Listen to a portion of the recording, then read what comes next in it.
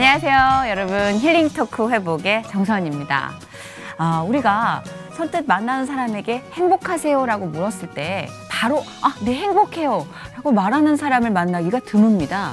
한국이 유독 행복 지수가 낮다고 하죠. 근데 곰곰이 생각해보면 이 행복의 기준이 물질적인 소유에서 온다면 그것 때문에 행복하다라는 말이 많겠지만 사실상 우리가 행복하다라고 결론을 내릴 수 있는 데는 소유보다는 이 마음 깊은 곳에서 비롯되는 것이 아닐까 싶은데요. 오늘 모실 이분도요. 인간의 소유, 물질적인 기준 그런 모든 것들을 떠나서 세상의 부귀영화보다 하나님의 뜻을 믿고 그분의 계획하심에 따라 또 한국에 오셔서 북한 주민의 영혼 구원에 앞장서고 계시는 훌륭한 분이십니다. 어떤 분이신지 회복 일단 화면으로 만나보시죠.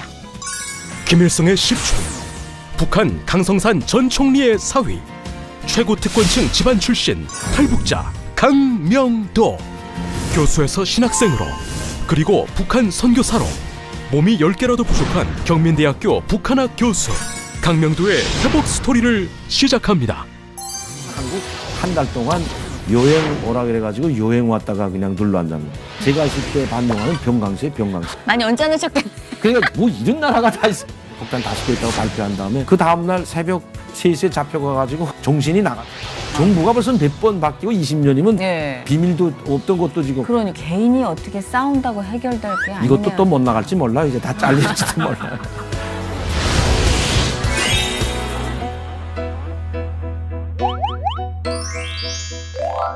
네, 오늘 회복의 주인공 강명도 교수님 모셨습니다. 어서 오세요. 네, 안녕하세요. 반갑습니다. 네, 이렇게 또 어려운 발걸음 해주셨는데 우리 회복의 시청자 여러분께 인사 말씀 직접 좀 부탁드릴게요. 네, 안녕하십니까 시청자 여러분. 경민대학교 교수로 재직하고 있고 장로신학대학교 3학년 전도사인 강명도입니다. 반갑습니다. 반갑습니다. 굉장히 독특한 이력입니다. 교수님, 네. 그리고 학생이란 직분을 2개 다 겸용하고 계시고, 그리고 또 방송도 굉장히 활발하게 출연하고 계시는 방송인이시잖아요. 뭐 방송인보다 제 직업은 이제 일단 교수고 전도사이기 때문에 네. 제 직분에 이제 충실해야 되고, 그 이제 좀 짬 시간 날 때마다 네. 북한에 대해서 많이 알려줘야 되기 때문에 북한 전문가로서 이제 패널로 활동하는 것은 있습니다. 네, 아니 제가 종편 채널 뭐 다 합해서 이렇게 채널을 돌릴 때마다 강명도 교수님이 굉장히 자주 보여서 저분 요새 아이돌 스케줄 버금가겠구나라고 생각을 하고 있습니다. 우리 강명도 교수님이 한국에 오신 지가 꽤 되셨죠? 예, 제가 94년도 5월달에 한국에 들어왔으니까 이제 약 한 20년이 됐습니다. 20년. 교수님 이력이 굉장히 화려하십니다. 제가 좀 소개를 해드리자면 1970년도에 평양 외국어대학 불어학과를 졸업하셨어요. 그리고 북한 강성산 전 총리의 사위로 인민무력부 보위대학 보위전문연구실장. 이건 못 외우겠는데요. 그리고 김일성 주석궁전 부사장 등을 지내셨다고 합니다.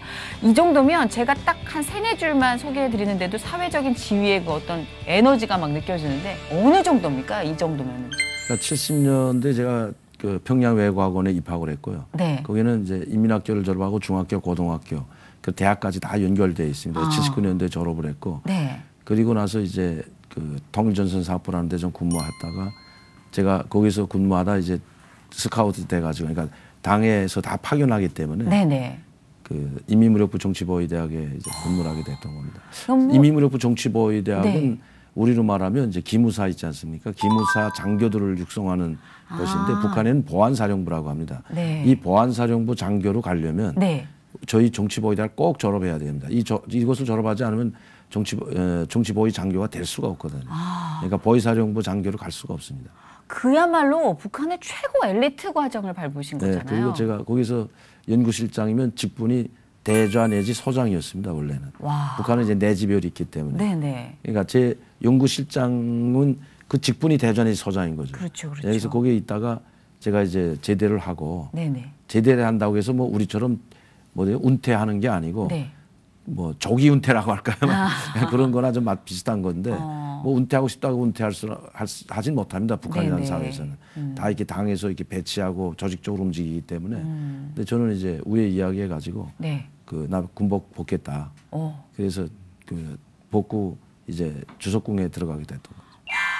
아니 우리가 왜 그야말로 날아가는 새도 떨어뜨리는 새도가라는 표현을 많이 쓰잖아요. 네. 그 당시 그러셨을 것 같아요. 뭐 날아가는 네. 새는 뭐 김정일이 김일성만 떨궜고 저희는 떨어진 새를 좀 주스러 다녔습니다. 아니 새를 줍는다는 표현은 진짜 겸손한 표현인 것이 제가 보니까 또 주석궁의 경제 담당이셨을 때 활약이 눈부셨더라고요. 이 엄청난 외화벌이로 또 외화를 엄청나게 버셨다고 네. 그랬는데 이건 어떻게 된 건가요? 그때 사실 북한이 상당히 어려운 시점이었습니다. 네. 93년도, 94년도 상당히 어려운 시점이었는데 네. 91년도 뭐 다 아시다시피 소련이 해체되고 맞아요. 92년도 한중 수교가 이루어지고 네. 또 89년도에는 동구권 사진화를 다 제도를 다 바꿨지 않습니까? 네. 사회주의 제도에서 자본주의 제도로 다 이제 탈바꿈을 하는 그런 시기였기 때문에 네. 북한을 도와주고 있던 동구권 사진화이 몰락과 함께 북한의 경제도 다 쓰러진 거죠. 다 파탄된 겁니다. 그러니까 북한의 경제는 다 이 동구권 사회주의 구소련과 연관된 경제였기 그렇죠. 때문에 그 한 축이 허물어지니까 북한은 혼자서 살 수가 없잖아요. 우리 대한민국도 네. 혼자서 살 수 없듯이 국제사회 일원으로 살아가고 있는데 북한은 국제사회 일원이 동구권 사회주의 사회의 일원이었습니다. 그러다 그 사회가 이제 무너지니까 네. 북한도 경제가 상당히 힘들었고 그래서 이제 무역을 하지 않으면 안 된다. 특히 뭐 자본주의 국가와 무역을 좀 틀려고 상당히 많이 노력을 했는데 네. 그 방법도 모르고 뭐 그 제도상 차이 때문에 이게 그렇죠. 잘 한 발짝 한 발짝 가기가 상당히 힘들었어요. 저희는 그래서 북한은 자본주의 나라를 대상할 때는 일본을 많이 대상했습니다. 조총련이 있기 때문에 북한에는 모든 합병공장, 그때 합병공장들을 많이 들여오기 시작했는데 네. 조총련 산하에 있는 기업가들이 북한에 이제 투자를 해가지고 뭐 식료공장이든 도로공사든 그다음에 이제 그 피복 합병공장 이런 것들을 많이 이제 했거든요. 네.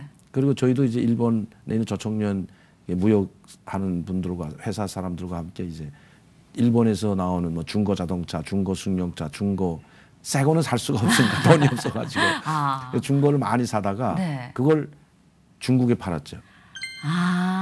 그러니까 중국은 그때 92년, 네. 93년, 94년도는 네. 상당히 지금의 중국이 아니었습니다. 그렇죠. 택시도 부족하고 상당히 열악한 맞아요. 환경이었으니까 네. 우리가 그 일본에서 중고 자동차나 중고 TV나 냉장고를 사서 중국에 팔아도 금방 팔리고 없어서 못 팔 정도였습니다. 그러면 진짜 엄청났겠는데요? 엄청났습니다. 그 보리가. 승용차만 수천 대가 들어갔으니까요. 아니 그런데 그렇게 사회적 지위도 높으시고 국가적인 공헌도도 굉장했던 분인데 무슨 사건이 있긴 있겠다 싶어요. 이렇게 인생이 확 바뀔 정도면. 근데 왜 이렇게 한국으로 오게 되셨는지 저는 좀 궁금해요. 예. 사실 이제는 20년이 됐기 때문에 네. 이제는 말할 수 있다. 예전에는 말할 수 없었어요. 예전에는. 예전에는 그렇죠. 제가 와가지고 이제 1년 있다가 그 인터뷰한 그걸 과정을 이제 자료로 이제 묶어가지고 책을 하나 내자고 해가지고 네. 95년도 6월 지금 네. 그 현충의 달을 맞으면서 평양을 망명을 꿈꾼다라는 책을 낸 게 있는데 그때 그 책이 첫 판이 다 폐기됐습니다. 한 5,000부가. 왜요? 국가기밀 때문에? 아니 국가기밀보다 제가 네. 오게 된 경위에 대해서 좀 약간만 구체적인 것도 아니고 네. 약간하고 핵 문제에 대해서 약간 조금 더 이제 써놨댔는데 네. 그것 때문에 이제 문제가 돼가지고 책 나가지 못한다. 굉장히 사안들이니까. 네. 그래서 그때는 이제 안기부였지 않습니까? 네. 안기부에서 통과 못한다 이거 책. 그래가지고 저하고 이제 쇼비하고 또 중앙일보하고도 쇼비하다가 네. 끝내 안 돼가지고 다 폐기하고 새로 했는 거죠. 아 진짜요? 네, 그 원본이 다시 재판되긴 했습니까? 그냥 원본 그렇게... 재판 못했습니다. 지금 다시 책을 쓰고 있는데 이제는 말할 수. 이제는 20년이 지났기 이제는 때문에. 말해야 됩니다. 네, 궁금해서 미칠 것 같아요. 아니 사실 제가 주석궁에 있을 때 그 대표단 단장으로 저희 무역 일꾼 대표단, 무역 대표단으로 네. 뭐 소규모지만 북한은 대표단으로 파견하지 개인이 뭐 공무원이 나와서 그냥 뭐 출장하는 건 없거든요. 한 명 보내지도 않거든요. 그렇죠. 상당히 그때는 민감한 시기였습니다. 뭐가 민감했냐면 이제는 다 잊혀지고 있지만은 1차 핵위기가 94년도 5월 달에 일어났거든요. 1차 핵 문제가. 그리고 나서 94년도 그때가 상당히 상당히 민감한 시기이기 때문에 예. 고위층, 나가있던 고위층들, 대사까지도 다 소환해서 북한에 들어와 있을 때고 뭐 전쟁, 북한에서 그때 처음으로 준전시 상태라는 걸 선포했을 때이기 때문에 예, 93년도 이제 한 6월, 7월 달에 준전시 상태 선포하고 이러다 보니까 NPT에서 탈퇴하고 국제연자력기구 IAEA에서 탈퇴하고 이러다 보니까 상당히 민감할 때입니다. 그러니까 해외 나가 있는 고위층들, 대사까지 다 불러들이고 일제 외국의 간부들 내보내지 말라는 그 지시가 떨어졌는데. 그야말로 살얼음판이네요. 네. 근데 저는 이제 이걸 뭐든 제가 저 같은 경우가 해외 출장을 가려면 김정일이 사인이 있어야 되는데 김정일 사인 안 받고 네. 그냥 그 저희 우주당 경립에 부장이 있습니다. 당주안의 부장처럼 부장보다 좀 더 높은데 네. 그러니까 청와대 총책임자라고 봅니다. 그러니까 주석공 총책임자. 그 로명 신상균이라는 부장이 있는데 그 부장한테 이야기하고 총리 사인만 받고 조용히 나왔다 들어가겠다. 그렇게 하고 이제 출장을 나왔는데 네.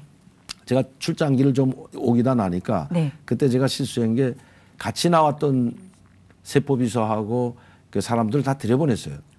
너희가 들어가 가지고 네. 내 사업을 보고를 하고 그다음에 그때까지만 해도 국제전화를 하려면 대사관에 가서 국제전화를 해야 되고 뭐 국제전화를 못 했거든요. 북한하고는 저희 우수당 경리부에는 국제전화기가 한 대 있습니다. 그런데 이 전화를 할 수 있는 것은 대사관밖에 없어요. 저 용사관에 대사관에 가서 해야 되는데 그러다 보니까 연계가 잘 안 되고 제가 제 일정을 보고하지 못하고 하다 보니까 제가 들어왔던 세포비서를 보냈죠.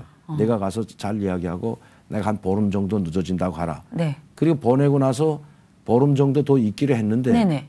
일본에서 대표단이 들어오게 했던 그분이 이제 나이가 한 70이었는데 제가 북한에서 다 만나고 그렇게 하고 같이 중국 심양에서 만나기로 하고 나왔는데 그분이 네.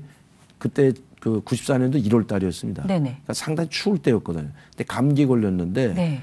일본은 좀 따뜻한지 모르지만 이 중국 엄청 춥거든요. 그렇죠. 심양이. 예. 영하 한 25도 30도 나가는데. 어이구야. 그러니까 아파서 조금만 기다려달라. 좀 이따 오겠다. 그래서 보름 동안만 연장해가지고 어떡해. 했는데 네. 좀 더 기다려달라고 하니까 아 이거 나도 이거 어떡할까 혼자서. 그러나 지금 이렇게 하고 그냥 들어갈 수는 없고.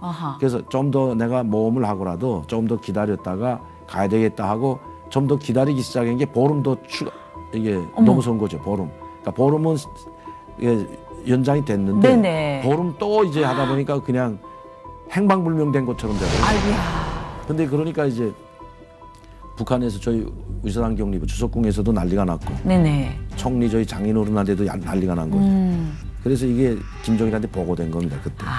그래서 사실 이런 일 때문에 강명도를 출장을 보냈는데 이제 한 달 됐는데 한 보름 동안 지금 행방불명이 됐다. 어머나. 그러니까 이제 국가보위부 한 15명이 저를 찾으러 나왔던 겁니다. 김정일이 지시해가지고 빨리 가 찾아와라.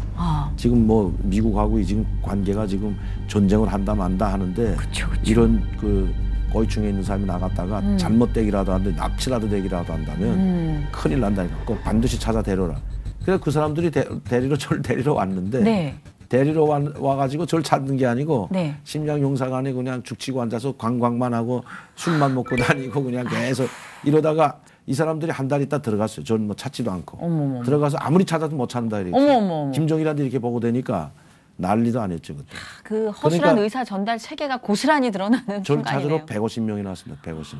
그때 그 150명이 찾지도 않고 계속 그렇게 한 관광하다. 15명이 나왔던 들어가고 150명이 나올 때 김정일이가 만약의 경우 뭐 한국이라 제3국으로 망명할 거 싶으면 죽여도 좋다는 그 임무를 줬다는. 더 살벌해진 거네요. 그래서 제가 북경에 있다 나오는데 용사관이다 제가 전화 오니까 오지 말라고. 여기 지금 150명 너 잡으러 나왔으니까 내가 이제 이 사람들한테 잡혀 들어가면 잡혀 들어가는 걸로 되니까 이건 안 된다. 그러니까 이 사람들 들어간 다음에 들어가라. 이렇게 됐는데 뭐 할 수 없잖아요. 그다음에 또 150명이 또 나오고 그러다 보니까 뭐 죽여도 좋다는 이런 지시까지 떨어져 있다는 말을 내가 우리 친구한테 들었거든요. 국가보위부에서 나온 사람들 중에서. 그래서 거기서 결심한 거죠. 그냥 오래 생각하면 못합니다. 제가 한국으로 온다는 것보다 이제 떠나야 되겠다. 이걸 바치고는 뭐 동권 사회주의 몰락 저희가 지켜봤고 루마니아 대통령 몰락하면서 니콜라 차세스크 운명을 저희가 다 지켜봤기 때문에 일반 사람들은 몰랐지만 저희는 다 보여줬거든요. 강연 때 간부들한테는 우리가 사상적으로 더 철저히 통제를 하지 못하면 루마니아 사태처럼 된다고 했거든요. 그래서 더 철저히 통제하고 더 봉쇄하고 했는데 희망이 없었어요 사실은. 그래서 그럴 바치고 이미 다 끝났다. 그리고 그럴 바치고 난 미국으로 가겠다. 그래서 미국으로 갈 결심을 하고 제가 북한을 떠나기로 결심했던 거예요. 그러니까 이게 한 가지 이유가 아니라 여러 가지가 누적된 것들이 나중에 이제 폭발이 된 거네요. 근데 그것도 정말 그런 운명으로 이끌어지는 것도 하나님 뜻이 아닌가. 지금 생각해 보면 오래 생각했으면 뭐 가족들이 있고 엄마 형제들 생각했으면 못 옵니다. 그냥 욕 먹더라도 내가 들어가서 그냥 비판받고 또 혁명화 가려면 또 한번 혁명화 갔다 오자 이런 생각을 가질 건데 제가 좀 원래 성격이 좀 와일드해가지고 그냥 한번 아니다 하면 그냥 확 돌아서 버리는 이게 생각 없어요. 생각. 그러니까 많이 생각하면 뭐다. 희한하게 하나님 성격을 읽으시는 것 같아요. 그래가지고 떠나기로 왔는데 이게 어떻게 보면 제가 봐서는 그 이 내 결심이 아니었던 것 같습니다. 누군가가 그쵸? 저를 이렇게 이끌어줬다고 봤는데 그게 지금 생각해 보면 그때는 하나님을 몰랐으니까. 그렇죠. 하나님이 아니었을까. 또 저희 할아버지가 목사였기 때문에 해방전에. 그러세요? 네, 그래서 저희 집안이 다 장로 목사입니다. 그게. 북한에서부터 그렇게 네, 해방 전에. 해방 전에. 진짜 그러면은... 목사였어요. 근데 그 이후에는 다 가짜 목사가 됐지만 아니 이 기독교가 다 없어졌잖아요. 김일성 체제에서부터는 뭐 불가능한 거였지만. 그렇죠. 북한의 하나님은 김일성이니까. 그렇죠. 네, 그러니까 진짜 하나님은 믿을 수가 없는 거죠. 근데 이 뿌리가 있으셨네요. 네, 신앙의 뿌리가 있으셨어요. 진짜로 다사다난한 일을 겪으셨지만 그래도 뭐 아까 에잇 하면서 결단을 내릴 수밖에 없는 상황이라고 말씀하셔서 저도 납득은 했지만 막상 한국에 오셨을 때 또 본인이 누리던 삶과의 갭이 있잖아요. 그런 것 때문에 좀 많이. 저는 한국에 오려고 하는 미국에 가려고 이제 독일에 갔다가 일단은 거기서 한국을 알게 됐습니다. 사실. 거기서 한국을 알게 되셨구나. 거기서 한국을 알게 된 게 한국 사람들은 한 번도 접촉해 본 적이 없었는데 중국에 나왔을 때 어느 한 기업가가 1월 1일 그 중국은 이제 그 구정을 잘 세잖아요. 구정을 크게 하는데 음력 설 때 이제 연회를 차려줬는데 그 연회장에 제 테이블에 주 조선 연변 자치주 간부들 많이 앉고 한 분 한 분 소개하는데 한국 기업가라고 소개해서 내가 내쫓았잖아요. 그렇게 당성이 높았다고 여기서 그 해. 그 당성이 94년도. 높다는 게 그 표현 맞는 그렇죠. 것 같아요. 남조선하고 나 밥 안 먹겠다 이거 해가지고 내가 나간다니까 제가 총리사이고 대표단 단장으로 왔으니까 날 못 내보내고 이분이 참 착해서 웃으면서 내가 이 자리 저쪽으로 가겠다고 하면서 자기가 그래서 가더라고요. 와. 그게 첫 시작이었군요. 그때 첫 시작. 아주 남조선 감히 어디 남조선 아이가 내 앞에서 이런 생각을 가지고 얼마나 그럴 수 좋았나. 있어요. 이 사상 교육이라는 4개월 만에 근데 내가 탈출할 결심을 한 거 봐요. 그리고 나서. 진짜. 그리고 나서 한국에 대한 거는 전혀 몰랐어요. 한국에 대해서 안다는 것은 다 나쁜 쪽으로만 알고 저희가 보이부에 있고 주석궁에 있었지만은 한국에 대해서는 다 나쁜 쪽으로만 알고 있었습니다. 그렇게밖에 알 수 없는 거예요. 그때까지만 지금처럼 뭐 한류 드라마가 들어가고 한류 열풍이 들어가고 드라마 보고 뭐 아이돌 그 노래 가수 들어가고 다 들어간다면서요? 그거 보고 한 사람들이 상당히 많습니다. 젊은 사람들은. 그래요? 지금 최근에요. 왜 그러냐면 우리 드라마 보면 그거야말로 행복한 세상이거든요. 그 드라마 안에서는. 야, 저게는 다 저럴까. 야, 저게 한번 살아보고 싶다. 이래서 젊은 사람들이 탈출한 사람들이 상당히 많아요. 그런데 제가 있을 때까지만 해도 그런 드라마는 본 적이 없고요. 한국 노래는 많이 들었지만 노래라고 해서 한국 사회를 다 설명하지 못하거든요. 노래는 사실 유행가라는 그건 많이 들었습니다. 뭐 비디오로 영화도 조금 봤지만 제가 있을 때 반 영화는 병강세. 그리고 와서 오히려 그 테이프가 되게 변강 이런 테이프들만 이렇게 많이 들어와가지고 많이 언짢으셨겠네. 그러니까 뭐 이런 나라가 다 있어. 아니 이렇게 뭐 이런 걸 영화로 다 한다고. 그러니까 오히려 더 좋은 인상이 될 수가 없어요. 그렇네. 지금처럼 뭐 CD 뭐 이런 그런 93년 94년대 제가 북한에 있을 때까지 94년도 초까지 있었기 때문에 그때 93년도나 92년도 북한 노래를 듣던지 아니면 영화를 보는 건 다 80년대 초에 나왔던 영화 노래였습니다. 제가 지금 보니까. 그렇군요. 네, 그러니까 지금처럼 빨리빨리 들어가는 그런 시스템도 없었고 지금 뭐 USB나 압록강은 금방 들어가는데 USB와 압록강 정말. 그때는 없었어요. USB가 뭔지도 모를 때인데요. 그렇죠. 그러니까 80년대 초에 나왔던 영화들이 90년대 봤다고요, 제가. 그러니까 상당히 비데오로 그것도. 야. 무슨 난 여기 와서 내가 걸식도사를 찾는데 없더라고 영화. 걸식도사요? 걸식도사라고 아주 이제 무협지 영화 비슷한 건데 한국 영화인데 제목이 걸식도사. 그거 아무리 찾아올라 해도 없더란데 언제 찍은 건지 모르지만. 저도 처음 들어봅니다만 병강세는 유명하니까 워낙 그쪽으로는. 근데 진짜 문화적 충격으로 인해서 좀 그런 선입견이 더 두터워졌을 것도 하겠어요. 그러니까 저희가 이제 망명하겠다고 결심하니까 저희 친구들이랑 저희 친지들이 다 그러면 절대 한국은 가지 말라. 미국은 가라. 그러니까 지금도 제가 보면 왜 북한의 고위층들이나 북한 모든 사람들이 미국을 원하는지를 알아야 됩니다. 왜 우리하고는 회담을 안 하려고 미국하고만 하려고 왜 그래요?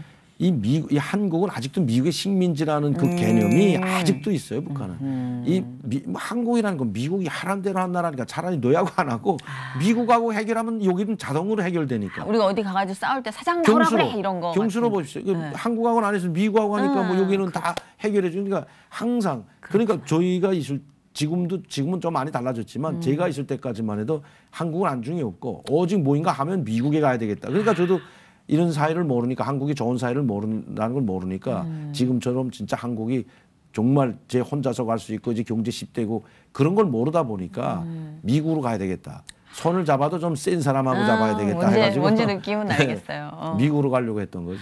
그래서 또 독일까지 갔는데 힘들게 독일까지 갔어요, 사실. 근데 진짜 그렇게 배척하는 마음도 강했죠. 그리고 당연히 한국이 아닌 이제 미국, 독일 이런 루트를 선택하셨죠.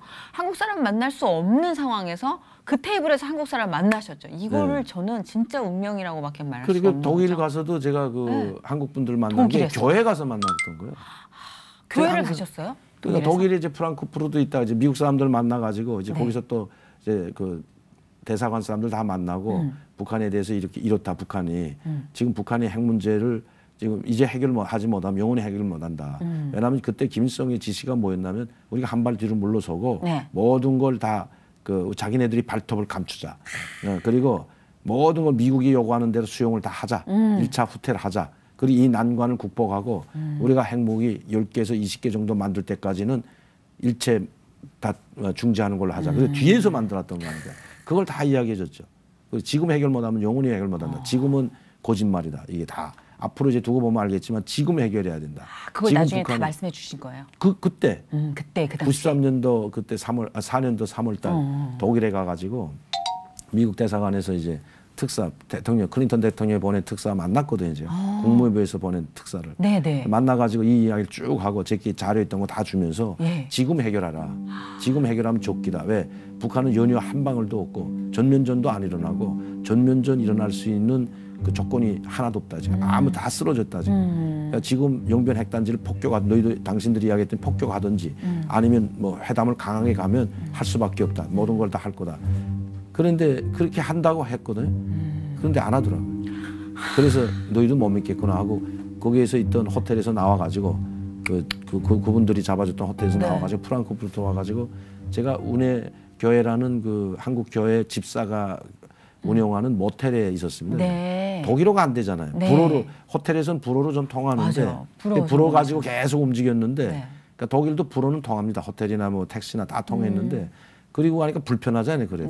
그래도 이제 보니까 뭐 그레이스 모텔 해라서 한국말로 써놨더라고요. 그래서 그 집에 올라갔는데 한국말을 하니까 얼마나 그때는 조선말이죠. 조선말. 그렇죠. 조선말을 하니까 얼마나 반갑던지.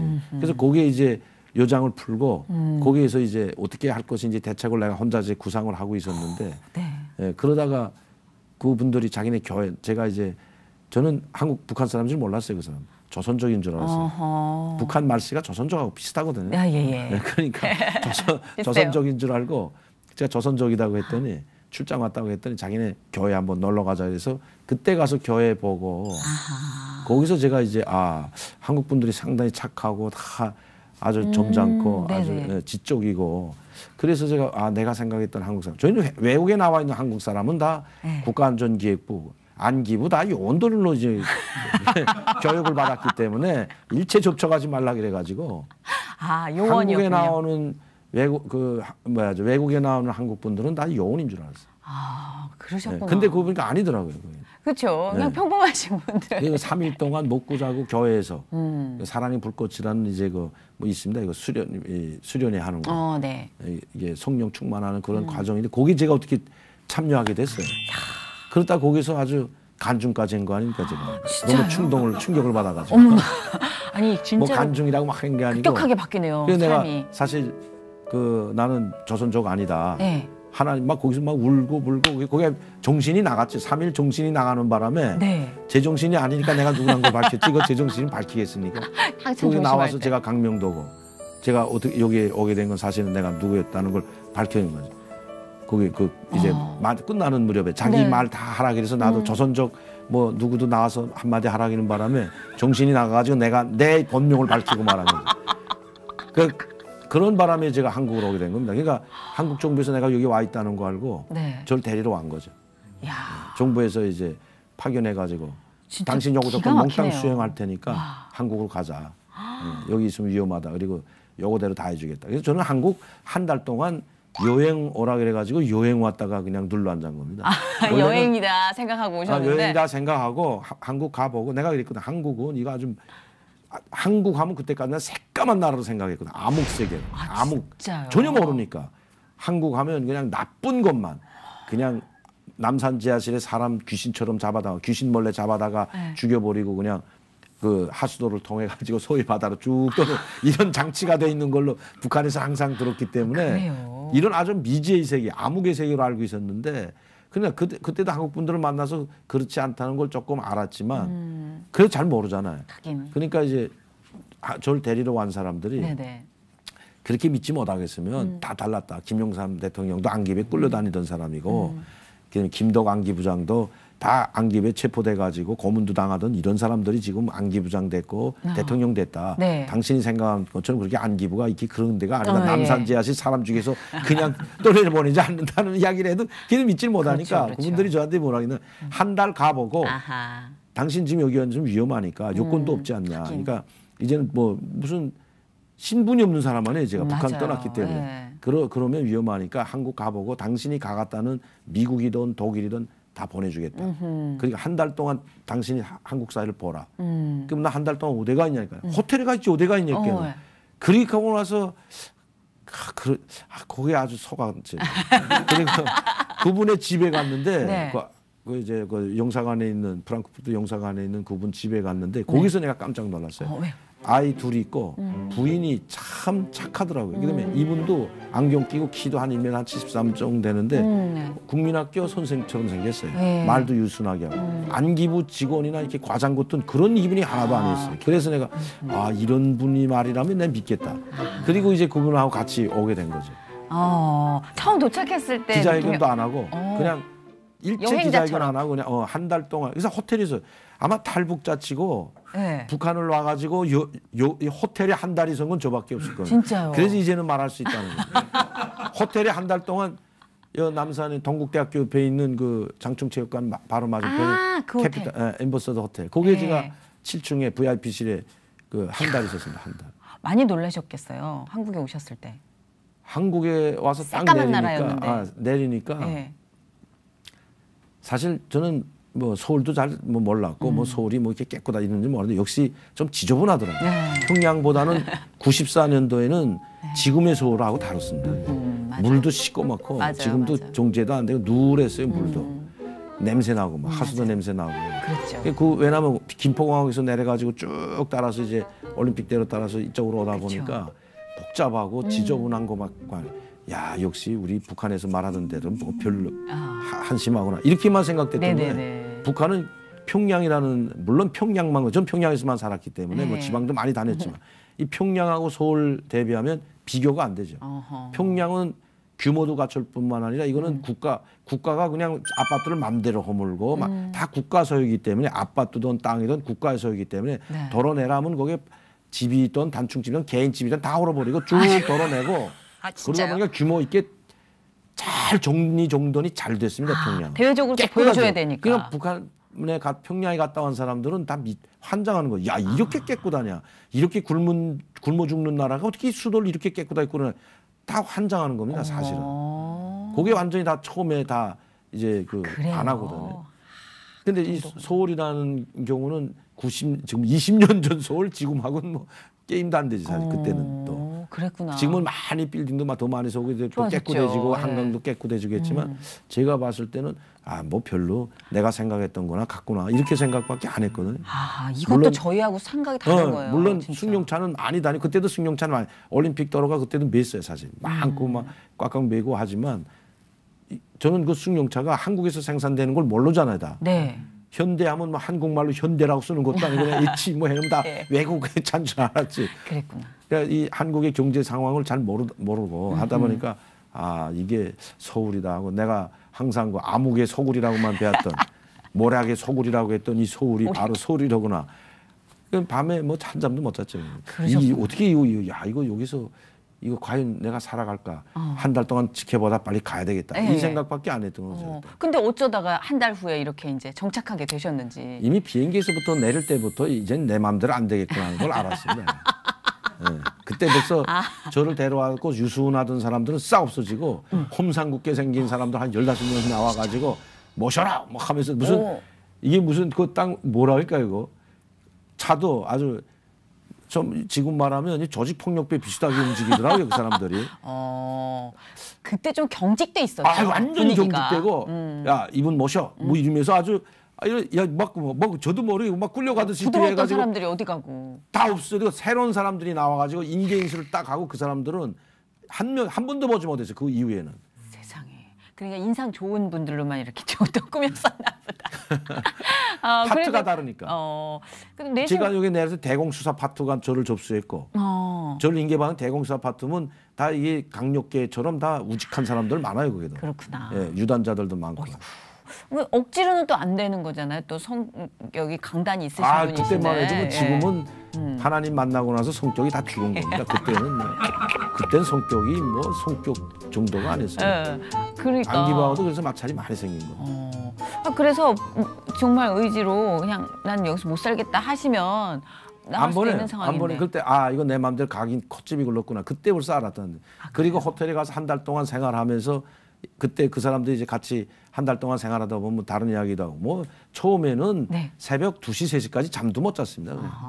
왜냐하면 제가 지금 북한 고위층에 있다 보고 각계방면을 많은 사람들을 상대했기 때문에 많은 비밀을 알고 있으니까 이제 그거에 대해서 특히 핵 문제에 대해 민감한 사안이었기 때문에 거기에 대해서 그냥 새벽 2시까지 뭘 조사는 무슨 당신 언제부터 어떻게 이런 조사가 아니야. 북한에 대한 정보. 완전히 그 정보에 그냥 아주 그 정보 때문에. 그럴 시기였죠 또. 2시, 3시까지도 못 자고 자기네 미안하다고 하면서 그냥 급한 문제부터 질문하겠다는 그 정보에 대한 거. 받쳐야 되니까 위에 그 결과를. 그래가지고 그분들도. 그걸 그냥 며칠 동안을 그냥 아주 꼬박 밤새워가면서 했지. 무슨 당신 어디서 언제 태어났고 뭐 조사한 이런 건 하나도 물어본 적이 없어요 저는. 개인사는 궁금하지 개인 거는 전혀 물어본 적이 없다고. 오직 정보. 이미 제 개인 정보는 여기 다 고반이 있습니다. 이게. 보니까 왜 우리 형님이 여기 왔던 사람이기 때문에 한국에 3번이나 왔다 갔기 때문에 대표단. 근데 진짜 오셔가지고 기자회견은 좀 이따 하셨어요? 저는 그래서 이제 한 달 있다가 안가로 옮기면서 호텔에 있다가 위험하다 이제 안가로 옮겨야 된다 해서 안가로 옮기면서 그 이제 한국에 정착해야 된다. 이걸 그분들이 이야기해 줬거든요. 그때 요구 조건 이제 끝났잖아요. 한 달을. 그때 요구 조건을 다 이야기. 그때 북한에서 독일에서 올 때 요구 조건하고 자기네가 이렇게 알고 있다. 그리고 가족들 데려오기 전까지 가족들을 구출하기 전까지는 일체 기자회견 안 하고 그다음에 가족들 데려오는데 지원해주고 모든 조건 다 보장해주겠다. 이거였거든요. 그런데 기자회견 그래서 안 하려고 버틴 거죠. 다른 사람들은 고위층 오자마자 공항에서 다 했습니다. 안 한 사람이 없어요. 저희들 기억에도 항상 기자회견이 먼저였는데 특이하게 딱 그런 요구 조건이 협상이 될 때까지 기다리셨군요. 그렇죠. 기자회견을 하게 되면 아니죠. 기자회견을 하게 되면 북에는 가족들이 다치는 건 뻔하기 때문에 그래서 기자회견을 안 하기로 했던 건데 어쩔 수 없이 기자회견을 했던 겁니다. 막 김영삼 대통령 시절에 그게 그런 또 사안이 됐어요. 왜냐하면 한국은 배척당하고 김일성 주석이 7월 8일 날 사망하지 않았습니까? 갑자기. 맞아요. 근데 사실은 햇볕 정책을 우리가 지금 착각을 하는 게 김대중 대통령이 먼저 한 거 아닙니다. 김영삼 대통령이 먼저 했어요. 햇볕 정책이라는 말을 안 했었다 뿐이지 북한과 개방해서 북한과 교류 협력을 하고 같이 협력 관계로 가야 되겠다는 걸 먼저 하고 지원을 해줘야 되겠다는 걸 먼저 해가지고 7월 12일 날 정상회담 하기로 돼 있었거든요. 그래서 6월 달부터 다 준비를 해가지고 그때 6월인가 6월 달일 겁니다 아마. 정상회담 하기 전에 북한에 쌀 30만 톤 먼저 지원해줬죠. 처음입니다 한국이 생겨서. 이렇게 많은 식량을 지원해준 게. 그래요? 네. 사실 남북 간이 생겨서 지원을 받은 건 한국이 먼저 지원을 받았고요. 북한이 약간 여유가 있을 때도 있었잖아요. 한국보다. 84년도 수해물자 지원 기억나시죠? 그때는 많은 의약품, 세멘트, 식량, 쌀 2만 톤이면 큰 겁니다. 그때. 뭐 잎쌀 2만 톤, 뭐 그다음에 세멘트 10만 톤, 의약품, 천, 양복천, 광목천 해가지고 엄청나게 지원을 해줬거든요. 그리고 나서 그게 처음 지원이었어요. 한국이 먼저 지원하기 전에 김일성 주석이 살아있을 때 84년 수해 물자, 우리 한강이 봄 남아 있을 때 수해 났을 때 수해 물자를 먼저 지원해 줬거든요. 기억이 나네요. 남북 관계에 좀 틀려고. 맞아요. 그래서 남북 관계 그때 85년도에 84년도 수해 물자 지원 받고 나서 85년도에 전두환 대통령 때 이산가족 상봉을 한 거 아닙니까? 그때 저희 형님이 여기 오셨거든. 그랬구나. 대표단으로. 이게 막 계보가 그려지는데요. 네, 그 워커힐 호텔에서 했거든요. 북한은 평양 고려호텔에서 하고.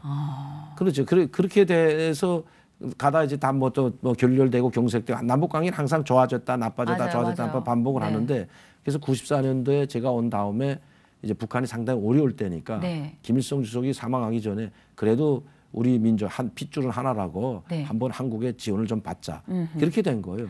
그래서 이제 그때 김영삼 대통령이 했는데 김일성 주석이 사망하지 않았으면 한반도는 획기적으로 변화가 일어났을 거예요. 근데 갑자기 사망을 갑자기 사망한 거죠. 그러니까 그렇게 죽을 줄 몰랐는데 저도 제가 떠날 때가 건강을 했거든요. 그래요? 오히려 저희 신상균 부장, 주석궁 부장을 걱정할 정도로 너 건강 안 좋으니까 휴양도 보내주고 한 달 동안 자기 별장에 휴양도 보내주고 이랬거든요. 진짜? 그런데 자기가 먼저 죽더라고요. 그러니까 7월 8일 날 kup사하다 보니까 남북 관계가 경색된 거죠. 그렇구나. 그때 우리가 조선이라도 보냈으면 정상회담 하기로 했댔으면 유감 표명이라도 했으면 모르는데 계엄령은 아닌 군사 경계령을 내렸잖아요. 왜? 어떤 최고 수뇌부가 최고 지도자가 죽었으면 어떤 사태가 돌발적인 사태 모르지만 우리는 그렇게밖에 할 수 없는데 북한은 상갓집에 난데고 불질러온 걸로 착각을 한 겁니다. 김정일이가. 우리는 지금 수령이 죽어서 지금 울고불고 하는데 뭐 군사 경계령을 내려가지고 뭐 군사 태세로 들어가니까 경계 태세로 들어가. 싸움을 거는 걸로. 그러니까 그래서 남북 관계가 악화된 겁니다. 그 가족들하고 만날 가능성이 완전 제로가 됐네요.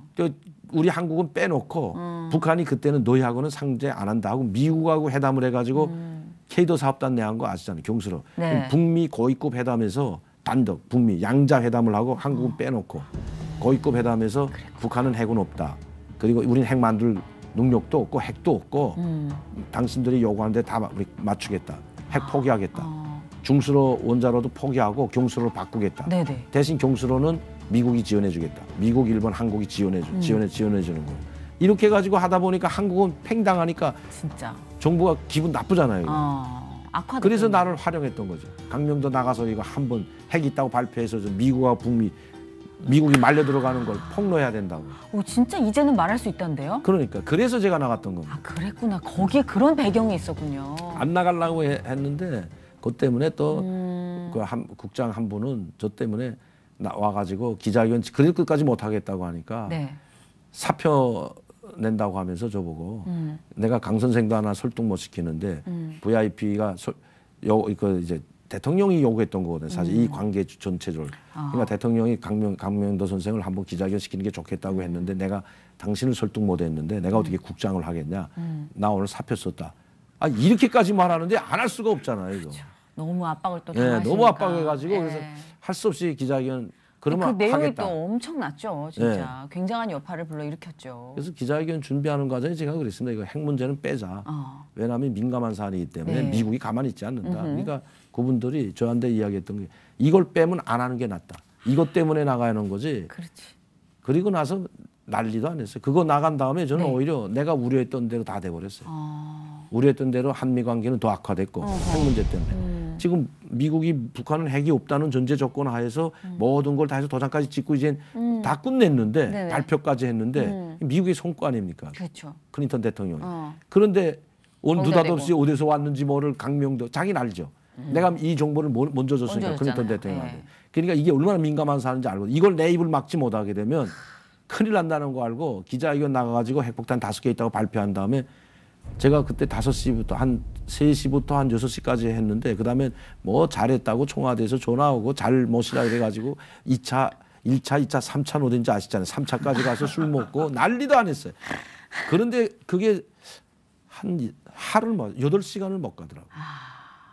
바로 비상이 걸려가지고 자고 있는데 새벽 3시에 막 와당통당 빨리 안가로 들어가자고 안 가요. 자다가 절제 그냥 눈도 못 뜨고 그냥 차에 실려서 안가에 들어왔는데 무슨 일이냐 했더니 난리 났다는 게 미국에서 지금 강력한 항의가 들어와가지고 큰일 났다는 게 그때 제가 그 기자회견 했을 때 기자들이 한국이 생겨서 그렇게 많은 기자들이 온 건 처음이랍니다. 그때. 아직까지 그걸 깨지 못해. 그 프레스센터 그 19층인가 20층 기자 큰 그 회의실이 네. 다 차고 넘쳐서 바깥에까지 꽉 차 있었거든요. 세상에. 그런데 그 왜 다 배포했을 거 아닙니까? 미리 네, 기자단한테. 강산 총리가 와가지고 이제 기자회견 한다니까 핵 문제에 대해서. 얼마나 엄청난 이슈입니까? 예. 그리고 끝난 다음에 굉장했어요. 순위. NHK, CNN, 뭐 BBC, 뭐 우리 KBS, SBS 할 수가 없이 순위대로. 네네. 경매 들어갔어요. 경매. 정말 CNN 얼마? 뒤집었네요. 5천만 원. 그다음에 NHK 뭐 하면 뭐 6천만 원 거기 먼저 순위가. 그다음에 이거 빨리 이제 후속 조치 뭐인가 기자회견 핵폭탄이 어떻게 됐고 왜 이렇게 5개를 만들게 됐고 5개는 어디에 보관돼 있고 이 원료는 어디서 났고 네. 그걸 어디서 알았고 이걸 다 이제 계속 기자회견들 계속 후속으로 나가려고 해서 뚝 밝혀야 될 거 아니에요. 네네. 내가 어디서 들었는지 이것만 밝혔기 때문에 그 후에 이제 북한의 핵 문제 어디까지 왔는지 이 그렇죠. 상당히 궁금하잖아요. 그게 중요하죠. 플루토늄은 어디서 나서 5개를 했는지 이게 중요하기 때문에 네. 그건 이제 앞으로 기자 인터뷰에서 그러니까 돈을 그냥 왕창 거는 거죠 사람 그때. 그러면서 그 안기부 직원 그분이 그 명단 가지고 와서 거짓말 아니고. 야, 강 선생 이제 돈 10억 걱정 안 해. 가족들 데려오는데 한 10억 정도 필요하다고 했거든. 그랬군요. 걱정 안 해도 된다 이제. 아이고 이제 끝났다 이제. 그러더니 진짜 끝났어요. 그 다음 날 새벽 3시에 잡혀가가지고 안가에 들어가가지고 내가 나올 동안 기자 단 얼굴 한 번도 못 보고 나왔어요. 세상에. 그래서 내 말했던 거 아니에요. 미국이 역시 세군 세구나. 꼼짝도 못하더라. 그리고 나서 몇 년 있더니 IMF 또 오더라고요.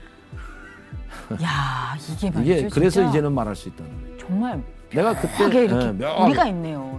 미국과 한국은 완전히 트라이벌이 생겼습니다. 그때. 그 클린턴 대통령이 한국 방문하면서 일본 갔다가 제주도 간 거 아시잖아요. 제주도에서 간단히 그냥 30분 뭐 나 여기 너 한국 방문하고 간다고 밥도 안 먹고 갔다는 거 아니에요. 제주도에 왔다 30분도 아니 그냥 제주도 공항에서 미국으로 돌아간 거 아니야. 서울도 안 오고. 이야. 그게 한미 관계가 최악의 순간이었습니다. 그랬군요. 그리고 나서 IMF가 터진 거거든요. 97년. 그랬구나. 그냥 터진 게 아니에요. 진짜 그냥 터진 게 아니었군요. 와, 그리고 이거 나서 진짜 세월이 지났으니까 말할 수 있는 거지. 안 하면 사표 낸다는 국장은 기자회견하고서 사표 냈고 안 했으면 사표도 안 내고 좋은데 그렇죠. 누구 하나 책임져야 되고 그때 내 기억으로는 이영덕 국무총리일 겁니다. 이영덕 국무총리가 다음 날 나와서 사과 성명 냈고요. 우리가 시킨 게 아니다. 몰랐다 우리도. 저희가 다 시켜놓고 모른다. 이게 정부 하나가 대통령은 누가 되는가에 따라서 나라의 운명이 왔다 갔다 하기 때문에 그러네요. 대통령은 정말 신중히 뽑아야 돼요. 그 개인이 어떻게 싸운다고 해결될 게 아니에요. 이것도 또 못 나갈지 몰라. 이제 다 잘릴지도 몰라요.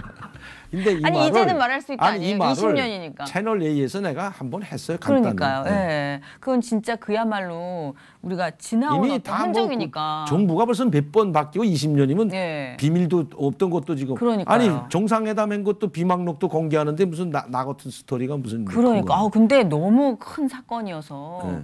와, 근데 진짜. 그러니까 제가 스트레스 받으니까 자살까지 하려고 했던 거예요. 옆에 자동 소총 딱 들고 여기가 바로 남사구야식이구나. 국가안보 그 끝은 어딘가. 그냥 애기가 계속 생겨. 모르겠다. 근데 그 아이 때문에 내가 변화됐던 지금까지 걸어왔던 인생은 하나님께 맡겨버리고 하나님의 삶을 살아야 된다. 예수님의 삶을 살아. 이제는 더 이상 불쌍한 북한 동포들을 버리지 마옵소서. 하나님 이제는 북한 동포들을 사랑으로 안아주세요.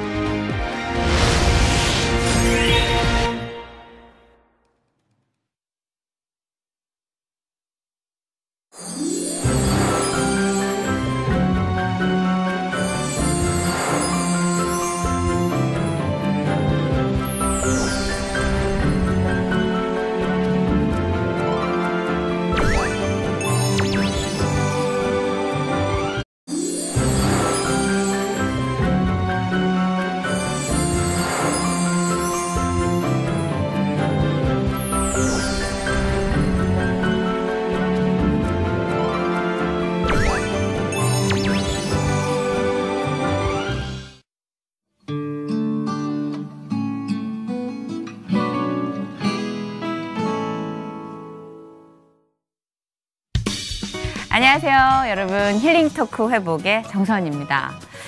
우리가 선뜻 만나는 사람에게 행복하세요라고 물었을 때 바로 네 행복해요 라고 말하는 사람을 만나기가 드뭅니다.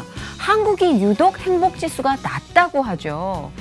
근데 곰곰이 생각해보면 이 행복의 기준이 물질적인 소유에서 온다면 그것 때문에 행복하다라는 말이 많겠지만 사실상 우리가 행복하다라고 결론을 내릴 수 있는 데는 소유보다는 이 마음 깊은 곳에서 비롯되는 것이 아닐까 싶은데요. 오늘 모실 이분도요. 인간의 소유, 물질적인 기준, 그런 모든 것들을 떠나서 세상의 부귀영화보다 하나님의 뜻을 믿고 그분의 계획하심에 따라 또 한국에 오셔서 북한 주민의 영혼 구원에 앞장서고 계시는 훌륭한 분이십니다. 어떤 분이신지 회복 일단 화면으로 만나보시죠. 김일성의 10촌, 북한 강성산 전 총리의 사위, 최고 특권층 집안 출신 탈북자 강명도, 교수에서 신학생으로 그리고 북한 선교사로 몸이 10개라도 부족한 경민대학교 북한학 교수 강명도의 회복 스토리를 시작합니다. 한국 한 달 동안 여행 오라 그래가지고 여행 왔다가 그냥 눌러앉은 거예요. 제가 있을 때 반영하는 병강세. 많이 언짢으셨겠네. 그러니까 뭐 이런 나라가 다 있어. 폭탄 5개 있다고 발표한 다음에 그 다음날 새벽 3시에 잡혀가가지고 정신이 나가. 정부가 벌써 몇 번 바뀌고 20년이면 네. 비밀도 없던 것도 지금. 그러니 개인이 어떻게 싸운다고 해결될 게 아니네요. 이것도 또 못 나갈지 몰라. 이제 다 잘릴지도 몰라.